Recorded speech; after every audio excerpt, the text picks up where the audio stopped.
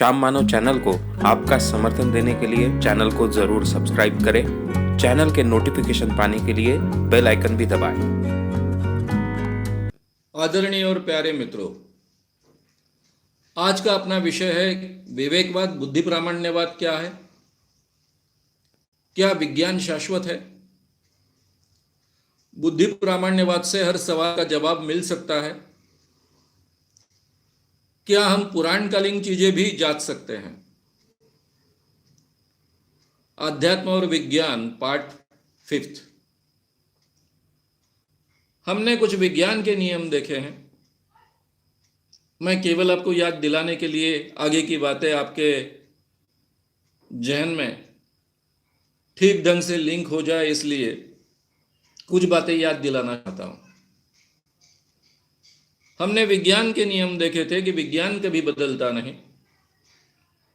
दूसरा नियम हमने देखा था कि मैटर और energy neither can be created nor can be destroyed. तीसरा हमने नियम देखा था matter and energy are inseparable, only transferable. वो सेपरेट नहीं किया जा सकते हैं। एनर्जी का रूपांतरण मैटर में हो सकता है, मैटर का रूपांतरण एनर्जी में हो सकता है। चौथा हमने देखा था कि पहले क्या था, इसके पहले क्या था, ये सवाल निरर्थक है क्योंकि रिलेटिव है। पांचवा हमने एक हाइपोथेसिस देखा था विज्ञान का कि यूनिवर्स, विश्व है, था, रहेगा, ना ही वो निर्माण हुआ है, वो हमेशा रूपांतरित होते रहता है। आठवां नियम हमने देखा था कि विज्ञान में नेगेटिव स्वतंत्र रूप से सिद्ध नहीं कर सकते। केवल जो लोग यस कहते हैं, जिनका हाँ कहना है, वे जो प्रमाण रखते हैं, उन सबूतों को, उन प्रमाणों को झूठा साबित करना यानी नेगेशन सिद्ध करना होता है। स्वतंत्र रूप से नेगेशन सिद्ध नहीं किया जा सकता। और हमने आठवां नियम भी देखा था कि विश्व की सारी बातें साइंटिफिक मेथड द्वारा जांची जा सकती है। नवीं बात भी हमने देखी थी, विश्व की सारी बातों के लिए साइंटिफिक मेथड का उपयोग कर हम सत्य असत्य, आज के जमाने में पुराने जमानों की चीजों के बारे में भी जांच सकते हैं। तब हम कुछ चीजों के बारे में समझने की कोशिश कर रहे थे। हमने देखा था कि कुछ लोगों को सूक्ष्म देह से कई और जगह जाने की क्षमता होती है, ऐसा उनका दावा होता है। उनमें मैंने आपके सामने कुछ उदाहरण रखे थे, जैसे डॉक्टर पविवर्तक नाम के एक पुणे में डॉक्टर थे। उनका दावा था कि वो सूक्ष्म देह से मंगल पर जा सकते हैं, बाकी ग्रहों पर जा सकते हैं। केवल दावा नहीं था, उनका यह भी दावा था कि मैं देख कर आया हूं। उस पर किताब भी उन्होंने लिखी थी। मेरी उनके साथ में कोर्ट में काफी लड़ाइयां हुई। शुरुआत में मैं ठीक ढंग से कोर्ट में लड़ नहीं पाया क्योंकि मेरे पास साधन नहीं थे। मैं नागपुर में रहता था, पुणे कोर्ट में केस चलती थी।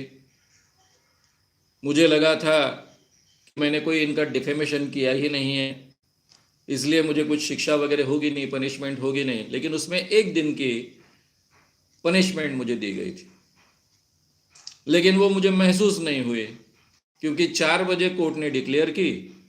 खुद मुझे चेंबर में न्यायमूर्ति जी ने बुलाया, मेरे साथ गप्पे हाकी, चाय पिलाया, नाश्ता खिलाया। 5 बज गए, बोले हो गई आपकी शिक्षा पूरी। तो मुझे ये पनिशमेंट दी गई है, ये ध्यान में ही नहीं आया और आगे की केस में नहीं लड़ा।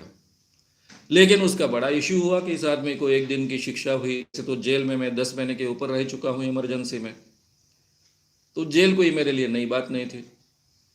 इमरजेंसी में जेल में रहा हूँ, ये बड़े फक्र से मैं कह सकता हूँ, क्योंकि देश के लिए मैं गया था।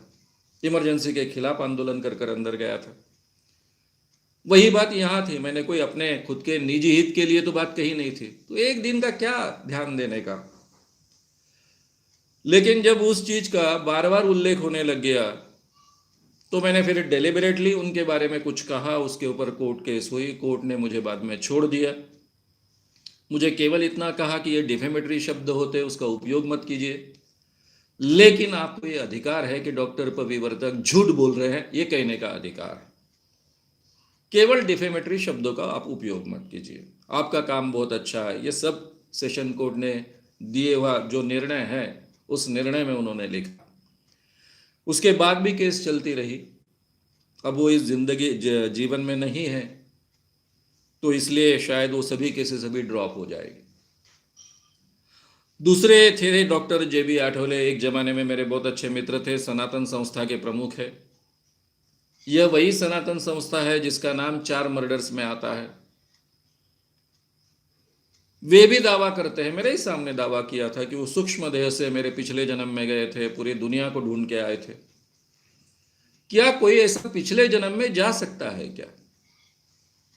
या फिर सूक्ष्म देह से पूरी दुनिया ढूंढ कर आ सकता है क्या? हिमालय में जा सकता है क्या? हिमालय का कोना कोना जा सकता है क्या? यह संभव है क्या? ये सभी असंभव बातें। ना ही कोई सूक्ष्म देह से कहीं जा सकता है, सूक्ष्म देह से जाने की किसी में क्षमता होती है। इसके लिए मैंने आपको उदाहरण भी दिया था कि मैंने सम्मोहन में ऐसे हेलुसिनेशंस कई बार, जो डीप ट्रांस में जाते हैं उनको अनुभूति दी थी इन हेलुसिनेशंस की। उनको सूरज पर भी भेजा था, वो भी अनुभव मैंने आपसे कहा है। फिर हम ये भी बातें बार बार सुनते हैं कि एक बार किसी को सिद्धि प्राप्त हो गई। सिद्धि कैसे प्राप्त होती है इसके बारे में मैंने बहुत विस्तार से आपके सामने बातें रखी है। जब भी कोई व्यक्ति ईश्वर की प्रार्थना करता है, ईश्वर प्राप्ति का प्रयास करता है, किसी भी मार्ग से, पूजा अर्चा से, भजन कीर्तन से,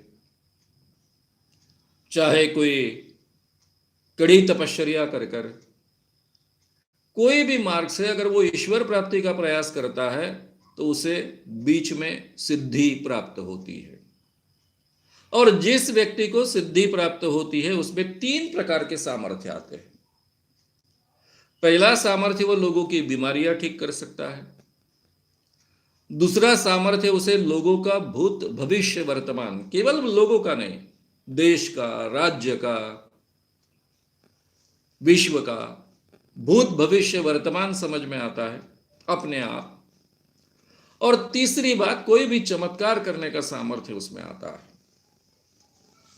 तो हम तो गए 38 सालों से इसके खिलाफ लड़ाई कर रहे हैं। मैंने इस विषय पर बहुत विस्तार से आपके सामने बातें रखी है। किसी में भी ये सामर्थ्य नहीं होता है। ना दूसरों की बीमारियां ठीक करने का सामर्थ्य होता है, ना भूत भविष्य वर्तमान जानने का सामर्थ्य होता है, और ना ही किसी व्यक्ति में चमत्कार करने का सामर्थ्य होता है। तो ये भी जो हम सुनते आए हैं कि आध्यात्मिक प्रगति के कारण या फिर ईश्वर प्राप्ति के प्रयास के कारण कुछ लोगों को सिद्धि प्राप्त होती है, वो भी झूठ बात है। इसी के साथ में कहा जाता है, इतनी बातें तो मैंने आपसे कह दी थी, अभी नई बातें आपके सामने रख रहा हूं। इसके साथ में ये कहा जाता है कि दिव्य दृष्टि प्राप्त होती है।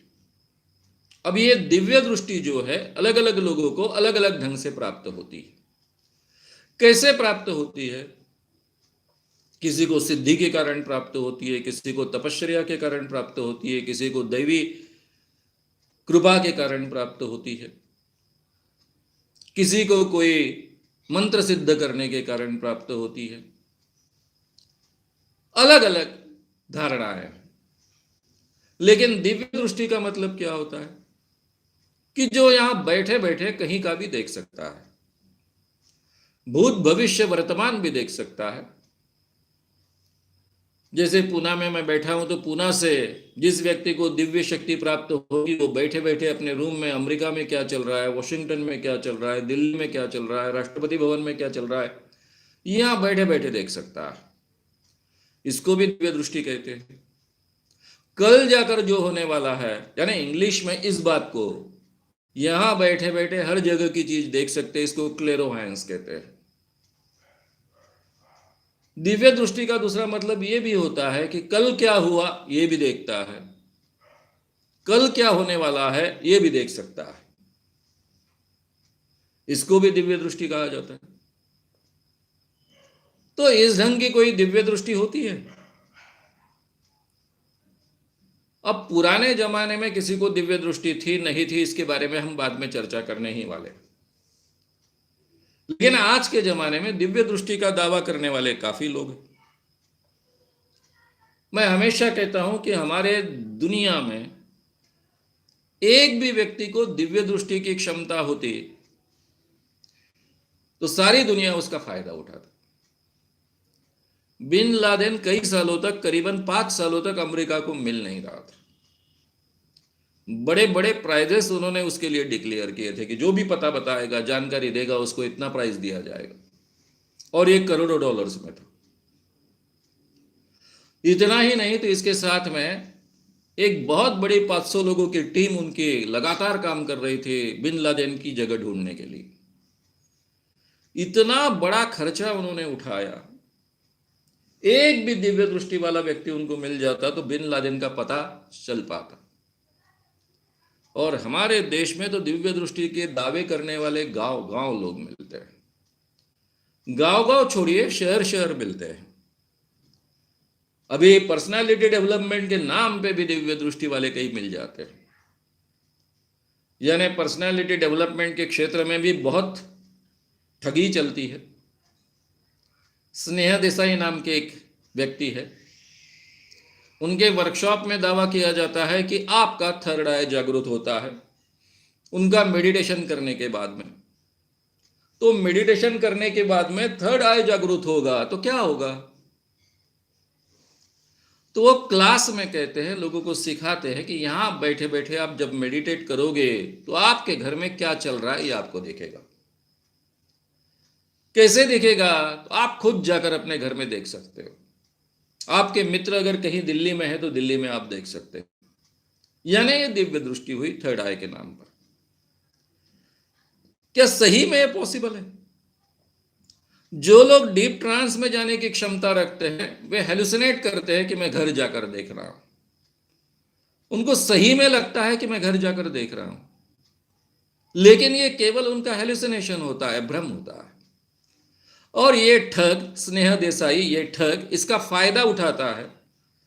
लोगों को हेलुसिनेशन का मतलब समझाता नहीं है, ये हेलुसिनेशन भ्रम होते ये समझाता नहीं है। उल्टा भारतीय आध्यात्मिक परंपरा में जो हमारी मान्यता है उसका फायदा उठाता है और कहता है कि आप तो मेडिटेट करते करते घर जाकर देख के आए हो, सूक्ष्म देह से देख के आए हो, और लोगों का विश्वास बैठता है। अब इस कारण कई गड़बड़ियां होती है। मैंने विस्तार से ये बात उस संबंधित वीडियो में रखी है। क्या यह संभव है? बिल्कुल असंभव है, झूठ बात है। मैंने तो ओपनली चैलेंज कई बार किया है। स्नेहा देसाई का जयपुर में प्रोग्राम चल रहा था तब ओपनली चैलेंज किया था। हमने निदर्शन भी किए थे उनके खिलाफ।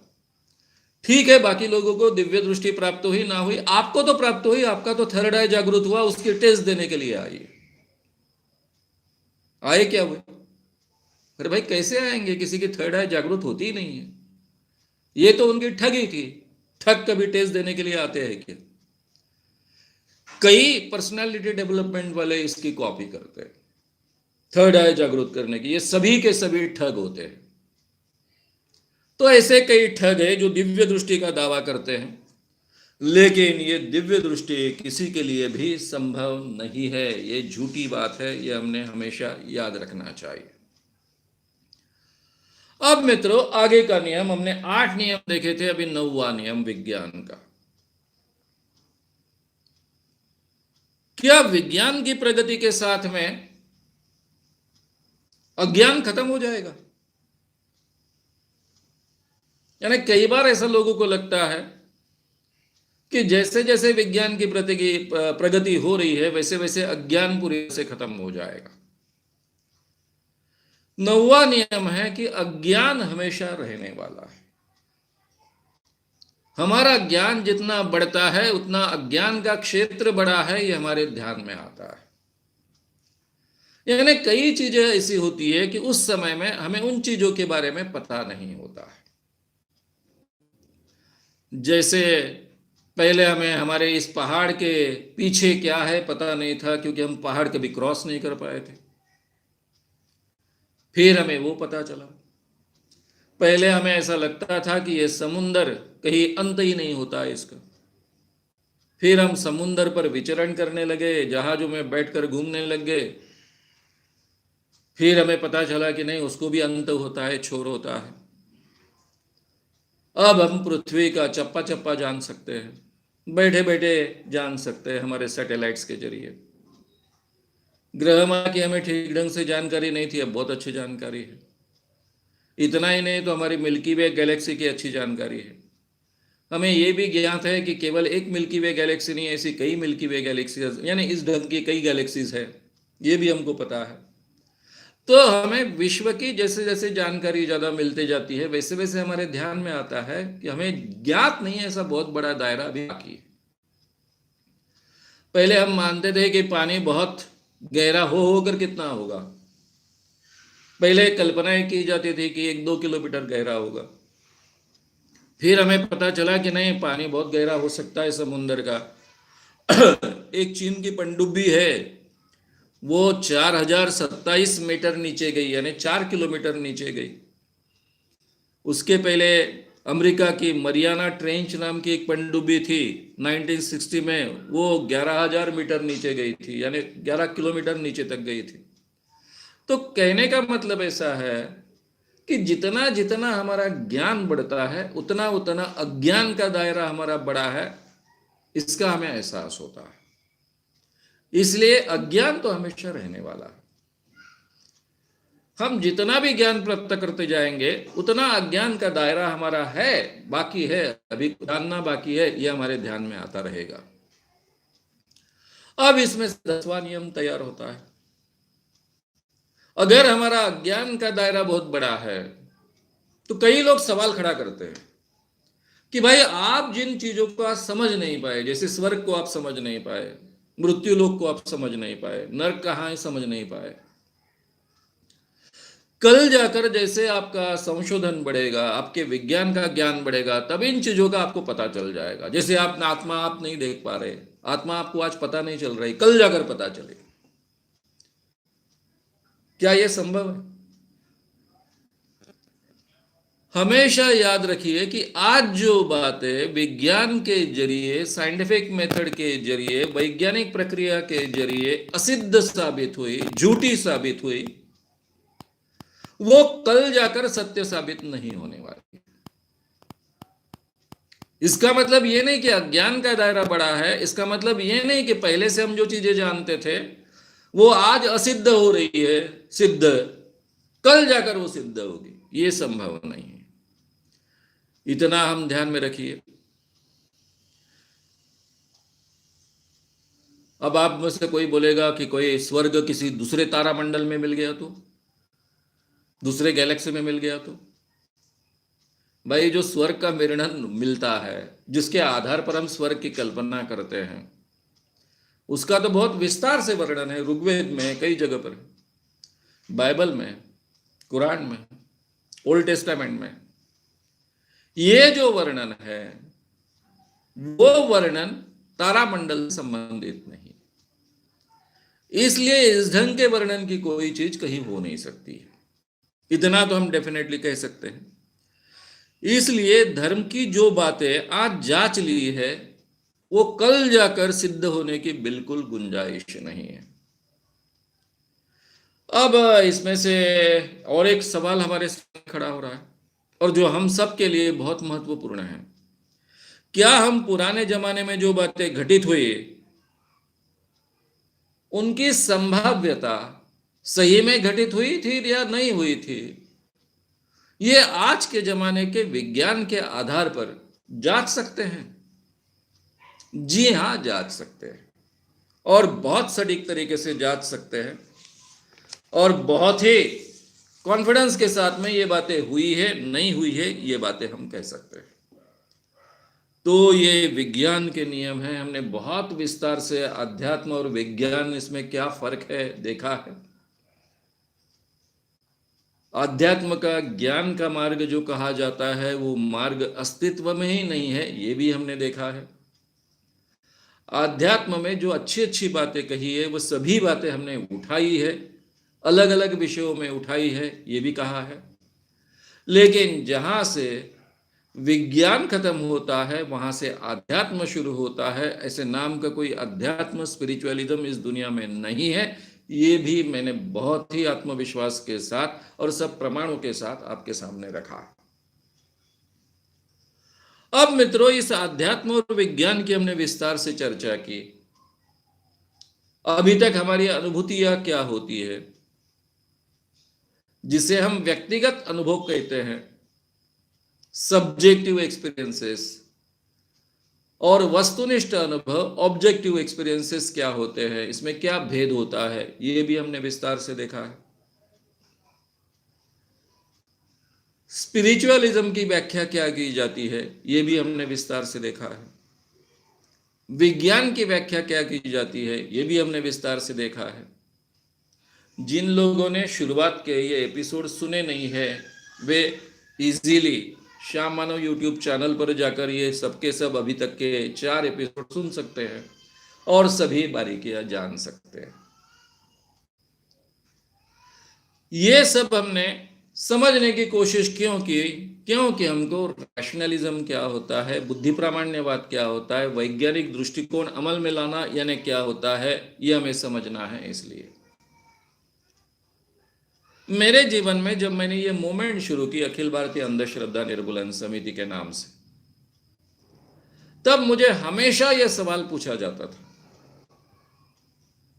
कि भाई, आप कहते हो इस दुनिया में भूत नहीं है, इस दुनिया में चमत्कार नहीं है, ज्योतिष झूठा होता है, ये होता है, वो होता है, ये नहीं होता है, वो नहीं होता है, ये सब क्या नेगेटिव नेगेटिव बातें कह रहे हो? कुछ पॉजिटिव और ठोस बातें भी अभी समझाओगे? तब मैं हमेशा कहता रहा कि मेरा उद्देश्य केवल आपको नकारना सिखाने का नहीं है। भूत नहीं होता है, चमत्कार नहीं होते, किसी बाबा में दैवी शक्ति नहीं होती है, कोई ज्योतिष वगैरह कुछ होता नहीं है, यहां तक ये बातें सीमित नहीं है।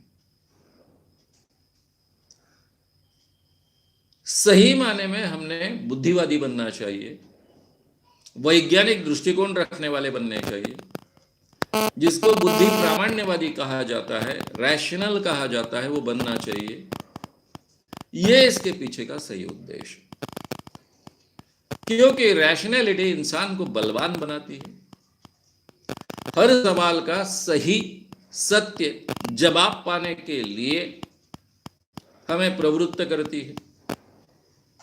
ये छोटी छोटी बातों में, हिंदू मुस्लिम झगड़े में, झगड़े में, जाति के झगड़े में, धर्म के झगड़े में हम फंसते नहीं।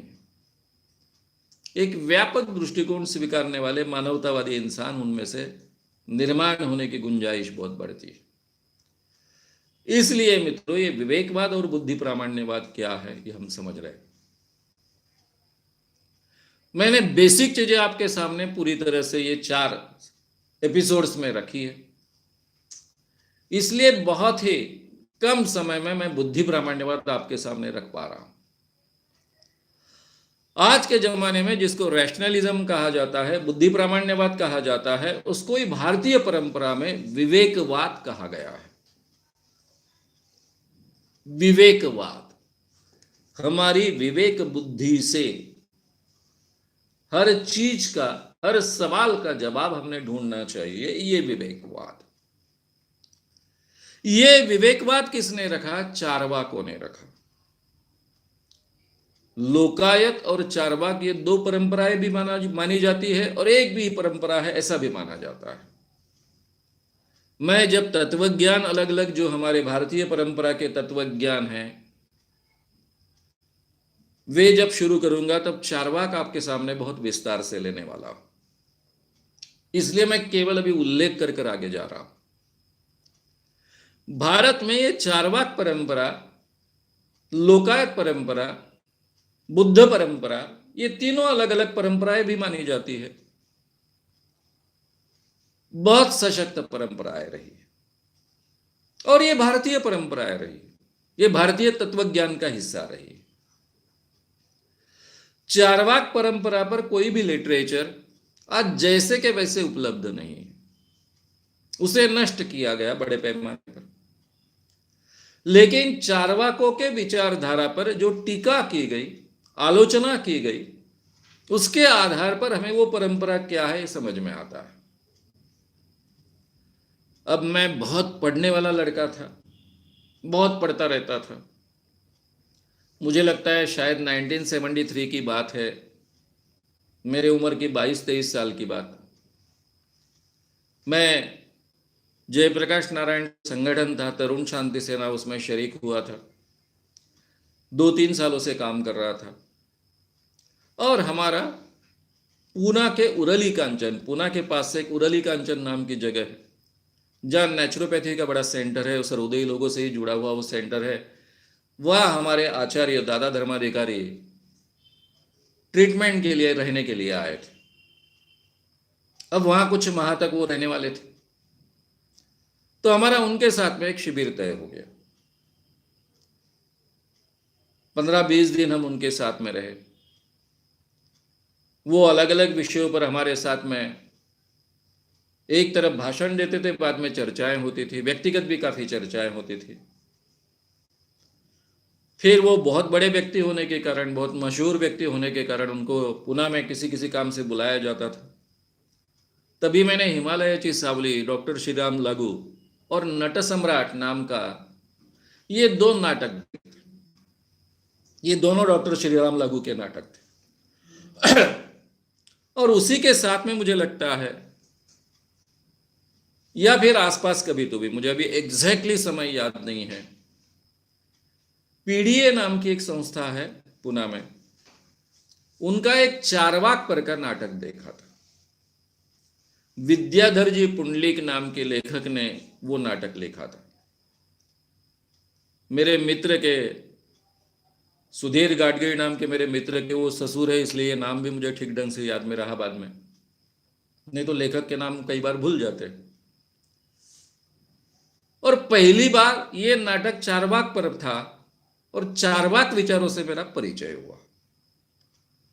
उसके पहले चारवाक एक बदनाम व्यक्ति था मेरे सामने, यानी जिसका एक हमेशा संस्कृत में श्लोक सुनाया जाता था, मस्त कर्ज निकालकर खाओ पियो मौज करो, ये चारवाक ने कहा है। ये बहुत ही उनकी बदनामी करने वाला एक वाक्य रहता था। तो मेरे लिए अलग चारवाक, ये बहुत ही एक अलग रिविलेशन था, बहुत नई जानकारी थी। मैं बहुत प्रभावित हुआ उस नाटक से। उस नाटक में सोक्रेटिस को के बारे में मैं पहले से बहुत जानता था। तो ये सोक्रेटिस हमारे भारत में भी हुआ है, ये पहली बार मुझे बहुत तीव्रता से महसूस हुआ, और शायद सोक्रेटिस के पहले हुआ है। ये चारवाक, चारवाक एक नाम नहीं है, चारवाक एक परंपरा है। जो इस विचारधारा को, इस तत्वज्ञान को मानने वाला है, वो चारवाक कहा जाता है। तो इस नाटक में, ये विद्याधर जी पुंडलिक ने लिखा हुआ जो नाटक था, उस नाटक में जो पात्र बताया गया, वो अपने बीबी के साथ में शादी नहीं करता है, लेकिन उसको बीबी मानता है। वो कहता है शादी संस्कार की आवश्यकता क्या है, भाई तुम मेरी पत्नी हो, मैं तुम्हारा पति हूं, हम दोनों ने एक दूसरे को मन से ग्रहण किया है, एक दूसरे को पति पत्नी माना है, उतना काफी है। मैं लोगों के सामने कोई तमाशा करना नहीं चाहता हूं, या फिर कोई संस्कार की उसके लिए आवश्यकता नहीं। लोग जानते तुम मेरी पत्नी हो, मैं तुम्हारा पति हूं, इतना काफी है। फिर उसके पिताजी मरते हैं, पिताजी का श्राद्ध करने की बात है। वो कहता है कि मेरे पिताजी गए, उनका शरीर खत्म हो गया, उस शरीर को मैंने जला दिया, उसकी मिट्टी बन गई। मैंने जो आदर व्यक्त करना चाहिए था मेरे पिताजी के प्रति, मैंने किया है। उनका श्राद्ध वगैरह मैं नहीं करूंगा, क्योंकि आत्मा नाम की तो कोई चीज होती नहीं है। ना आत्मा होती है, ना स्वर्ग में जाती है, ना मृत्युलोक में जाती है, ना नरक में जाती है, इसलिए मैं श्राद्ध नहीं करूंगा। उन दिनों के ब्राह्मणों की एक कमेटी बैठी, इन धर्ममार्तंड ब्राह्मणों ने उसको पनिशमेंट डिक्लेयर की कि इसको सूली चढ़ाया जाएगा। या तो अपने पिताजी का श्राद्ध करो, सबको भोजन खिलाओ, नहीं तो आपको सूली जाना पड़ेगा। तो वो सूली जाना कबूल करता है। और सूली जाना कबूल करने के बाद में उसकी बीबी, यानी मैं बहुत बीच के हिस्से छोड़ रहा हूं, बाकी बहुत उसमें सुंदर चर्चाएं थे। मेरे लिए सही माने में आई ओपनिंग नाटक था ये। बहुत कुछ इस नाटक से मुझे मिला। उसके बाद में मैं चारवाक के बारे में जानने की कोशिश करते गया। ये पहला मेरा अनुभव था जिंदगी का, जिसके बारे में मैंने हमेशा बुरा सुना है। वो इतने अच्छे विचार रखने वाला, और वो सोक्रेटिस के विचार के साथ में जुड़ा है, ऐसा मुझे महसूस होने के कारण मुझे बहुत कुछ महसूस हुआ था। तो ये चारवाक सूली जाने वाला है, और उसके एक दिन पहले की रात में, यानी दूसरे दिन उसको सुबह सूली देने वाले हैं, और उस रात में उसकी बीबी मिलने को आती है। बीबी कहती है कि आपने क्यों सूली जाने का है? बोले विचारों के लिए जाना पड़ेगा। जो विचार मुझे मान्य नहीं, इतने सालों से मैं विचार लेते आया हूं, मेरे शिष्यों को कहते आया हूं, यह आचार्य था, वे विचारों का मैं कैसे लोगों को कह सकता हूं कि ये सब विचार मेरे झूठे थे, और जो विचार मैं कहता हूं वो मेरे आचरण में मैंने रखने चाहिए। इसलिए मैं तो श्राद्ध कर नहीं सकता, क्योंकि मैं आत्मा वगैरह मानता नहीं, आत्मा होती नहीं, उसका कोई प्रमाण नहीं। इसलिए मैंने सूली जाना मान्य किया। बहुत उन दोनों में बहस होती है, चर्चा होती है। वो कहती है कि ठीक है, तुम तो चले जाओगे, मैं अकेली बचूंगी। तुम चले जाने के बाद मुझे लोग कहेंगे कि ये उसकी रखेल है, क्योंकि हम दोनों की शादी नहीं हुई है। मुझे रखेल कर कर बदनामी सहन करनी पड़ेगी। अब कल तुम जा ही रहे हो तो मेरे गले में कम से कम मंगलसूत्र तो डाल दो, ताकि मैं कह सकूं कि नहीं भाई, मेरे पति ने मुझे मंगलसूत्र मेरे गले में डालकर मेरे साथ शादी की है।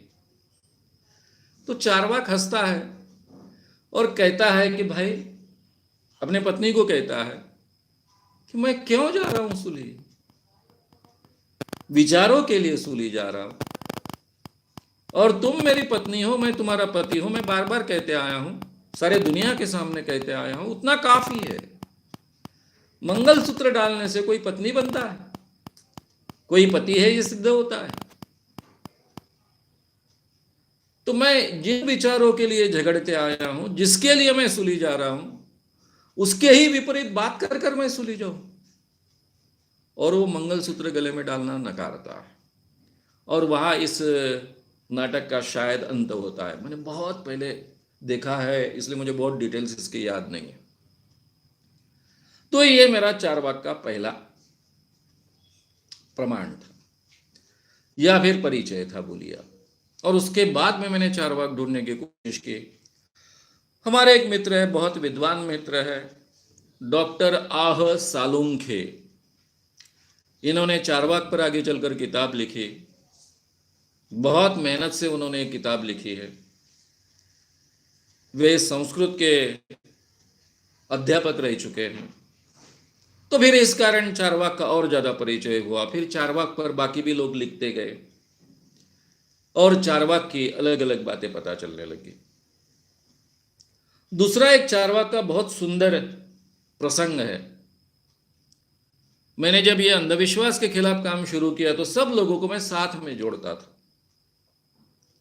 यानी आरएसएस के लोगों को भी मेरे इन शिविरों में, वर्कशॉप्स में मैं बुलाता था, मार्गदर्शन करने के लिए भी। और हमारे कार्यकर्ता तो बहुत तैयार हो रहे थे, आड़े टेढ़े सवाल भी पूछते थे। तो जिनमें विश्वास था कि हम बहुत अच्छे ढंग से अपनी बात रख सकते हैं और अपने बात के लिए यानी कन्विक्शन था, ऐसे कई वक्ता बुलाए जाते थे, वे आते थे। उसमें मेरे तरुण भारत में जो मेरे संपादक रहे, दीभा घुमरे, जिनको हम मामा साहब कहते थे, बहुत अच्छे व्यक्ति है, मुझसे बहुत प्रेम करते थे, मैं भी उनको बहुत मानता हूँ।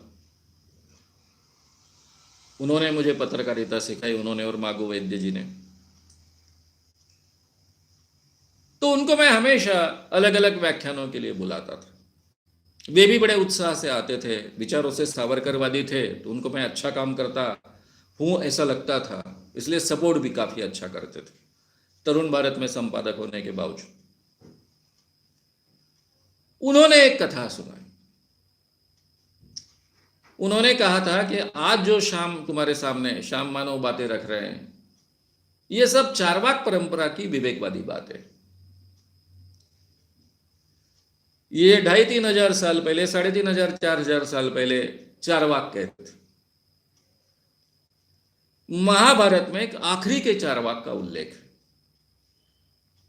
क्या उल्लेख है चारवाक का? उन्होंने जो किस्सा सुनाया वही किस्सा मैं आपके सामने रख रहा हूं कि महायुद्ध हो जाता है, पांडव जीत जाते हैं। पांडव जीतने के बाद में इस जीत के अवसर पर एक यज्ञ रखा जाता है। अब करीबन सभी क्षत्रिय मारे गए, पांडव केवल जिंदा है। पांडवों के सभी पुत्र मारे गए हैं। कौरव करीबन सभी मारे गए। कौरवों के पुत्र और पौत्र भी मारे गए। सभी क्षत्रिय करीबन मारे गए। 5 पांडव है और ये यज्ञ चल रहा है। सामने ब्राह्मण भोज चल रहा था। तब चारवाक आया एक, और ये चारवाक ने युधिष्ठिर को, यानी धर्मराज को, पांडवों के जो प्रमुख थे, ज्येष्ठ भ्राता, उनको सवाल पूछना शुरू किया, क्योंकि वो अब राजा थे वो। और उस जमाने में एक नियम था कि कोई ब्राह्मण अगर सवाल पूछे तो राजा को उसका जवाब देना ही चाहिए। अगर वो राजा जवाब नहीं दे पाता है तो उसने राज्य छोड़कर चला जाना चाहिए। अयोग्य राजा शासन नहीं कर सकता है। और इसलिए धर्मराज उनके हर सवाल का जवाब देने की कोशिश कर रहे थे। चारवाक पूछ रहा था कि आपने ये यज्ञ क्यों आयोजित किया? फिर उन्होंने कहा, हमने जो विजय प्राप्त की उसके लिए यज्ञ हमने आयोजित किया। किसने विजय प्राप्त की? वो बोले, हमने, पांडवों ने। हम धर्म युद्ध जीत गए। बोले, कौन सा युद्ध आप जीत गए? मैं देख रहा हूं कि आपकी बहुएं, आपके पौत्रों की बीवियां विधवा बनी है, वो रो रही है। आपकी पत्नियां, उन्होंने अपने बेटों को खो दिया है, पौत्रों को खो दिया है, इसलिए वो रो रही है। सेम बात कौरवों के खेमे में हो रही है। सभी क्षत्रिय मारे गए हैं, उनकी विधवाएं रो रही है, बिलक बिलक कर रो रही है। बच्चे बिलक बिलक कर रो रहे हैं क्योंकि उन्होंने अपने बापों को खो दिया है। ऐसे स्थिति में कौन सा विजय, किस बात का विजय आप मना रहे हो? किस बात का आनंद मना रहे हो? और धर्मराज इन सवालों का जवाब दे नहीं पा रहा था। ये कैसा आनंदोत्सव है? ये कैसा विजय है? किस बात का विजय है? और इन ब्राह्मणों को डर लगने लग गया कि अगर धर्मराज इस सवालों का जवाब नहीं दे पाएगा तो वो राजगद्दी छोड़कर चला जाएगा। इसलिए वे आकर खड़े हो गए, आर्गुमेंट करने लगे कि आप चारवाकों के सवालों का जवाब मत दीजिए। धर्मराज बोले, ऐसा कैसा? ये धर्म नियम है कि कोई ब्राह्मण अगर सवाल पूछे राजा को तो उसका जवाब देना चाहिए। तब बाकी ब्राह्मणों ने कहा कि चारवाक ये ब्राह्मण ही नहीं है, क्योंकि वो वेदों को मानता नहीं, इसलिए वो ब्राह्मण नहीं हो सकता है। वो गलती से जन्म से केवल ब्राह्मण है। लेकिन धर्मराज ये मानने के लिए तैयार नहीं था। फिर ये चारवाक सवाल पूछते जा रहा है। धर्मराज सवालों का जवाब देते वक्त बड़े मुश्किल में आ रहा है। तो आखिरी में एक ब्राह्मण ने तलवार निकाली और सीधा चारवाक की गर्दन उड़ा दी। ये मामा साहब जी घुमरे, दीभा घुमरे कह रहे थे कि ये जो महाभारत में आखिरी में ये उल्लेख है चारवाक का, उसके बाद के कोई लिटरेचर में चारवाक के जिंदा होने का उल्लेख नहीं मिलता है। ये शायद आखिरी का चारवाक था जिसको तलवार से काटा गया था, क्योंकि उसके बौद्धिक सवालों का जवाब नहीं दे पाते थे। ये कथा आरएसएस के एक व्यक्ति ने, जिन्होंने आरएसएस का हिस्सा रहते हुए भी इस काम को महत्व दिया, उन्होंने कहा हुआ किस्सा है। महाभारत के शायद अंतिम पर्व में ये उल्लेख है। तो ये वो चारवाक परंपरा है, विवेकवादी परंपरा। मैंने पहले ही कहा कि ये चारवाक तत्व ज्ञान मैं बहुत विस्तार से कभी लेने वाला हूं, अभी केवल मैंने इसका परिचय करा दिया। ये चारवाक परंपरा हर बात को प्रमाण के साथ में ही मानती थी। उनका नियम था कि कोई भी सत्य अगर खोजना है तो प्रत्यक्ष प्रमाण, एक्चुअल सबूत, एक्चुअल प्रूफ, और उसके आधार पर किया हुआ अनुमान, इसके आधार पर हमें हर सत्य का ज्ञान होता है, और इसके आधार पर जो सत्य हमें प्राप्त होता है उसी को हमने स्वीकारना चाहिए। प्रत्यक्ष प्रमाण और अनुमान। अब पूरे हमने बहुत विस्तार से चर्चा की है कि हमारे 5 इंद्रियां हैं, उसमें अगर 3 इंद्रियां जोड़ भी दे, वेस्टिबुलर सेंस, जिसके कारण हमें शरीर का संतुलन का पता चलता है, काइनेस्थेटिक सेंस, हमारी नर्वस सिस्टम, जिसके कारण हमने 5 इंद्रियों का उपयोग न करते हुए हमारी उंगली कहाँ है, शरीर का हिस्सा कहाँ है, ये हमें महसूस होता है, और हमें जो भूख लगती है, प्यास लगती है, ये 5 इंद्रियों के साथ में, परंपरागत 5 इंद्रियों के साथ में मिला ले तो भी ये 8 इंद्रियों द्वारा जो हमें ज्ञान प्राप्त होता है, और साइंटिफिक मेथड के आधार पर जो ज्ञान प्राप्त होता है और सही ठहरता है, उसको हम आज के जमाने में विज्ञान कहते हैं। अब इसके लिए मैं एक छोटा सा उदाहरण दूंगा कि आप जंगल में रास्ता भटक गए, आपको जंगल में कुछ मिल नहीं रहा है, शाम होने को आई है, रास्ता मिल नहीं रहा है, अकेले हो, बहुत प्राणी है वहां पर, हिंस्र प्राणी भी है, हिंसक प्राणी भी है, शेर भी है, और अभी आपको डर लगने लग गया है कि शाम तक जो अगर मुझे रास्ता नहीं मिला तो मेरी जान चले जाएगी, ठंड भी बहुत पड़ने वाली है, मेरे पास तो कुछ नहीं है, और आप बहुत कोशिश कर कर रास्ता ढूंढने की कोशिश कर रहे हो। एक जगह ऐसी जगह पहुंचे हो कि आपको नीचे दिख रहा है, थोड़े से ही डिस्टेंस पर धुआं दिख रहा है, तो आपको एकदम आनंद हो जाता है। पेड़ों में से धुआं बाहर आ रहा है, झाड़ी में से धुआं बाहर आ रहा है। अब धुआं देखने के बाद आपको क्यों आनंद हो रहा है? क्योंकि आप जानते हो कि जहां धुआं होता है वहां अग्नि होती है, यानी किसी ने तो भी चूल्हा जलाया होगा। आप चूल्हा जलाया क्यों मानते हो? भाई धुआं तो अग्नि होती है, यहां तक ठीक है, लेकिन कभी कभी तो वन अपने आप जलने लगते हैं, अग्नि तांडव होता है। ये अग्नि तांडव है क्या? वन अपने आप जला है क्या? नहीं। क्यों? क्योंकि आप देख रहे हो कि ये धुआं जो है वो नियंत्रित है, एकदम बढ़ भी नहीं रहा है, कम भी नहीं हो रहा है, और नियंत्रित अग्नि जलाने की क्षमता केवल इंसानों में होती है, किसी दूसरे प्राणी में नहीं है, ये भी आपको पता है। इसलिए जैसे ही आप धुआं देखते हो तो आप कल्पना करते हो कि वहां अग्नि होना चाहिए, और ये अग्नि नियंत्रित है, इसका मतलब किसी इंसान ने अग्नि जलाया होना चाहिए।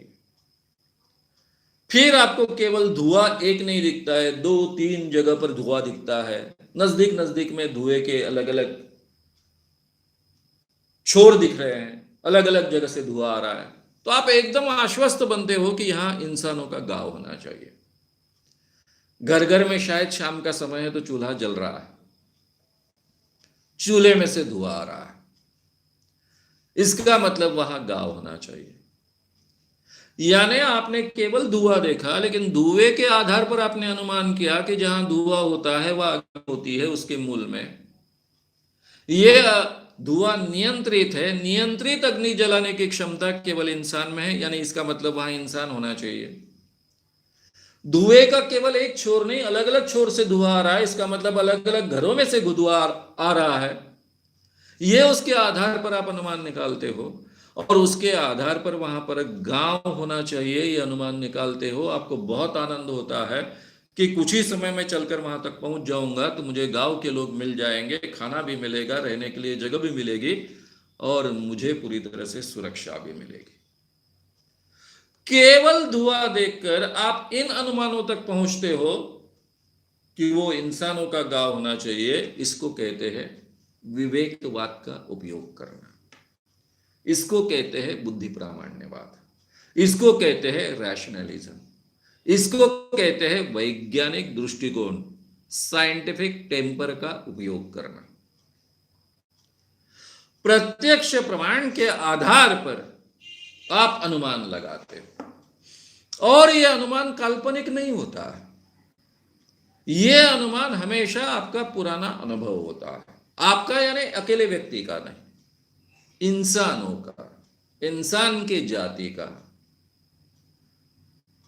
जैसे मैंने अमेरिका देखी नहीं इसलिए मैं अमेरिका नहीं है ऐसा बोल दूंगा? मुझे कई प्रमाण मिलते हैं अमेरिका के, इसलिए मैं मानता हूं क्योंकि कई इंसानों ने अमेरिका देखी है, जाकर आए।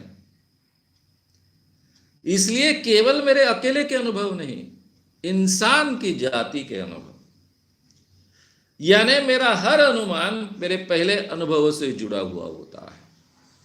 तो ये प्रत्यक्ष प्रमाण और अनुमान, इसके आधार पर आप सत्य की खोज करते हो, उसी बात को सत्य कर कर स्वीकारते हो। इसको कहते हैं विवेकवाद, बुद्धि प्रामाण्यवाद, रैशनलिज्म, वैज्ञानिक दृष्टिकोण। अब मित्रों यहां पर एक बात याद रखिए, यहां का प्रत्यक्ष प्रमाण, यह प्रत्यक्ष प्रमाण केवल मेरे 5 इंद्रियों द्वारा दिखता है वहां तक सीमित नहीं है। यह प्रत्यक्ष प्रमाण बहुत व्यापक है। आज के विज्ञान ने जो जो सत्य ढूंढा है वो मेरा प्रत्यक्ष प्रमाण है। आज जो भी विज्ञान ने मेरा सत्य ढूंढा है वो मेरा पूरा प्रत्यक्ष प्रमाण है। इसलिए मेरा प्रत्यक्ष प्रमाण यानी वैज्ञानिक सत्य और उसके आधार पर जो अनुमान होता है वो यानी आज का मेरा विवेकवाद होता है, बुद्धि प्रामाण्यवाद होता है, रैशनलिज्म होता है। इतना सामर्थ्य आज के बुद्धि प्रामाण्यवाद में और विवेकवाद में आया है। ये दीभा घुमरे जो है, हम जिनको हम मामा साहब जी घुमरे कहते थे, मेरे तरुण भारत के संपादक, उन्होंने एक बहुत महत्व की बात मुझसे कही, क्योंकि उनके जरिए ही 2 बड़े परिसंवाद सिंपोजियम मैंने नागपुर में आयोजित करवाए थे। पहला था श्रद्धा और अंधश्रद्धा और दूसरा था अध्यात्म और विज्ञान। फिर बाद में तीसरा परिसंवाद आयोजित करने के लिए जब मैं उनसे बात कर रहा था तो बोले ठीक है तीसरा भी करेंगे। उन्होंने सबसे संपर्क किया और सब लोगों ने नकार दिया। वो बोले शाम केवल तेरे साइड से बोलने वाले लोग परिसंवाद में आएंगे, खिलाफ बोलने वाले कोई नहीं आएंगे। क्यों? बात ऐसी है, पहले 2 परिसंवादों में उन लोगों के बहुत हाल हो गए। ये लोग हमारे समाज में बहुत बड़े बड़े विद्वान माने जाते हैं, सही में विद्वान, यूनिवर्सिटीज में बड़े बड़े ओहदों पर हैं, उनकी बहुत प्रतिष्ठा थी, और तुम लोगों के सामने वे कुछ बात सिद्ध नहीं कर पाए। इसलिए सब में ये फीलिंग आ गया है कि जो अध्यात्मवादी लोग हैं, विज्ञानवादी के खिलाफ वाले जो लोग हैं, उन लोगों का डायरेक्टली पराभव हो गया। इसलिए कोई भी आने के लिए तैयार नहीं। और फिर उन्होंने मुझसे बहुत एक महत्व की बात कही। वो बोले अब दुनिया बहुत बदल गई, मैं तुमको चारवाक परंपरा का विवेकवादी मानता हूं। उस जमाने में हम धार्मिक लोगों ने, उन्होंने ये शब्दों में कहा कि उस जमाने में हम धार्मिक लोगों ने चारवाकों का पराभव किया, क्योंकि चारवाक हर चीज का प्रमाण नहीं दे सकते थे। यानी जैसा चारवाक को पूछा गया कि तुम्हारे पिताजी तुम्हारे काय पर से है, यही सवाल मुझे परिसंवाद में पूछा गया था मागो वैद्य जी की ओर से, कि श्याम मानव हर जगह आग्रह रखते हैं प्रमाण का, लेकिन उनकी माता कहती है कि ये तुम्हारे पिताजी है, तो उनको श्रद्धा रखनी पड़ती है कि ठीक है भाई, मेरी माता कह रही है तो ये मेरे पिताजी है। तब मैंने जवाब दिया था कि इसके लिए श्रद्धा रखने की आवश्यकता नहीं है, जांचना है नहीं जांचना है, ये आज के जो दुनिया में संभव है। लेकिन मैं मानता हूं कि ये मेरे माता का अधिकार है, तो उसने किससे पुत्र को प्राप्त करना है, ये मेरा अधिकार नहीं है उसके जीवन में प्रवेश करने का।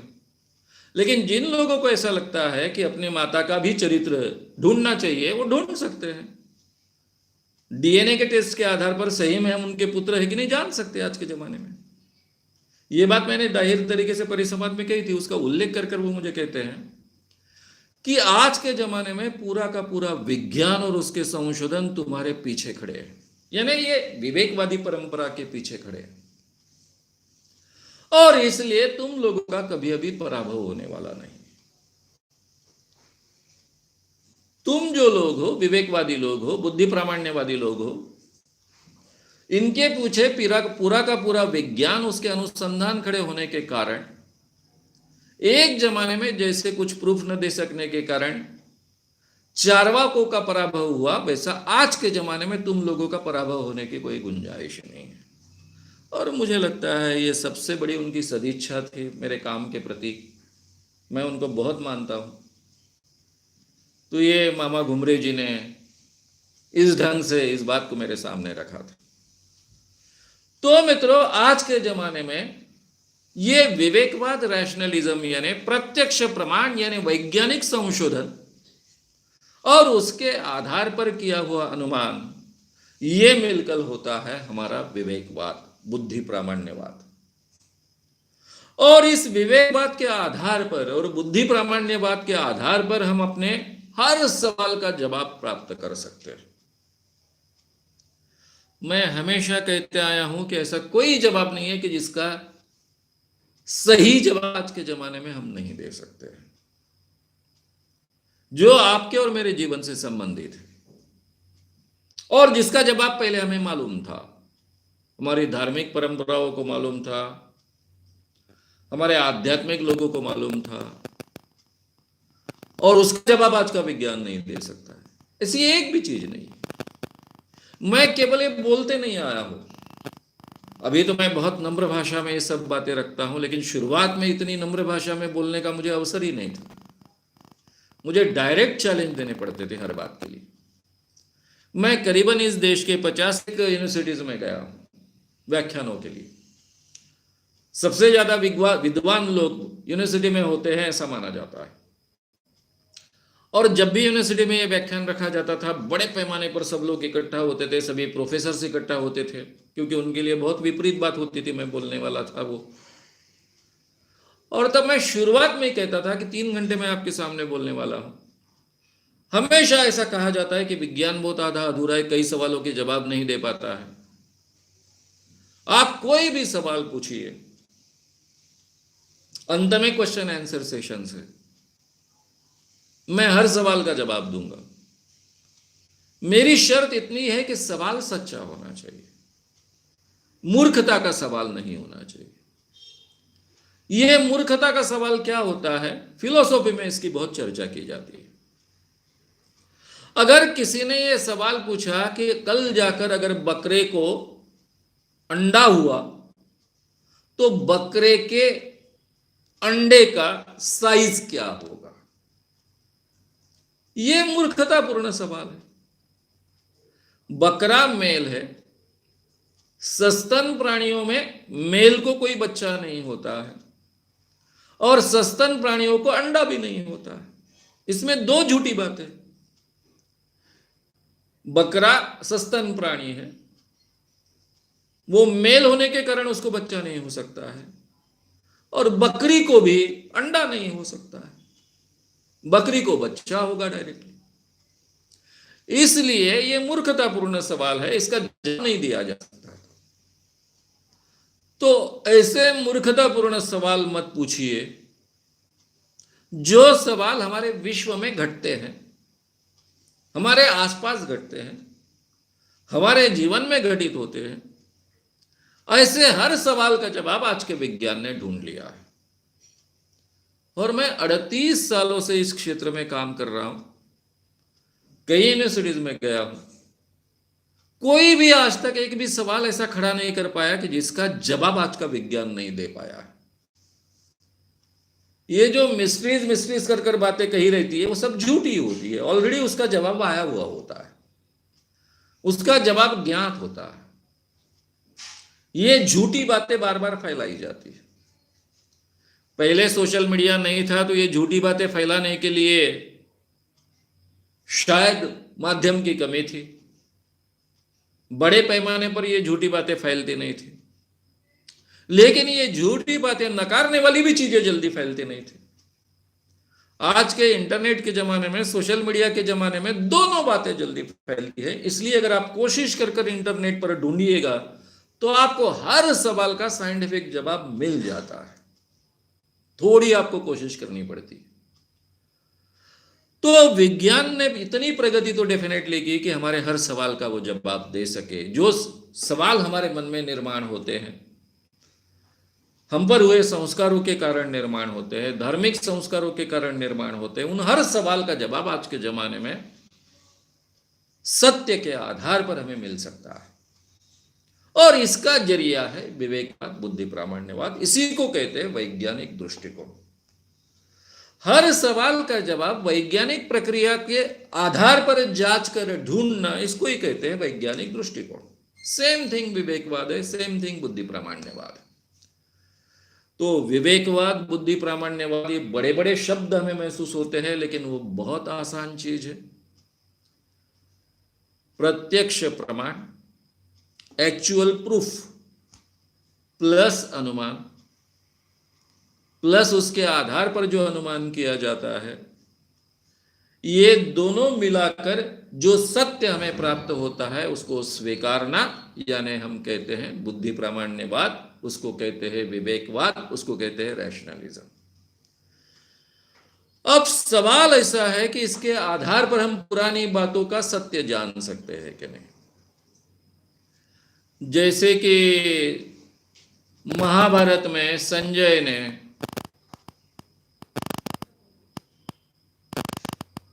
धृतराष्ट्र को पूरा युद्ध का वर्णन किया, तो उसको दिव्य दृष्टि प्राप्त थी क्या, या फिर उस जमाने में टेलीविजन उपलब्ध था उसके सामने। कई लोग सवाल खड़ा करते हैं कि गीता सुनाई गई, भगवान कृष्ण ने अर्जुन को गीता सुनाई, ध्वनि लहरी तो कभी नष्ट नहीं होती है, क्योंकि एनर्जी कभी नष्ट नहीं होती है। तो क्या ऐसा कोई साधन हम प्राप्त कर सकते हैं कि वहां जाकर फिर से हमें वो गीता सुनाई देनी पड़ेगी? गीता सुनाई देगी, क्या यह संभव है? क्या सही माने में हनुमान जी ने सूरज को निगला था? क्या सही माने में हजरत मोहम्मद पैगंबर ने चांद के टुकड़े कर दिए थे दो? क्या सही माने में बुद्ध टेलीपोर्टेशन करते थे, अपने डुप्लीकेट्स तैयार करते थे? ऐसे वर्णन मिलते हैं। या फिर रामायण में जो पुष्पक विमान का वर्णन किया है, क्या वो सही है? क्या सही माने में 18 अक्षौहिणी सैन्य महाभारत के युद्ध में मारे गए थे? यह संभव है? इन सभी सवालों का जवाब हम बुद्धि प्रामाण्यवाद के आधार पर, विवेकवाद के आधार पर जांच सकते हैं, परख सकते हैं, उसका सत्य आज भी जांच सकते हैं। और ये हम अगले सेशन में बहुत विस्तार से देखने वाले हैं। मैंने केवल सवाल आपके सामने खड़े किए, इतना ही नहीं, तो इसको इंस्ट्रूमेंटल रैशनलिज्म कहते हैं।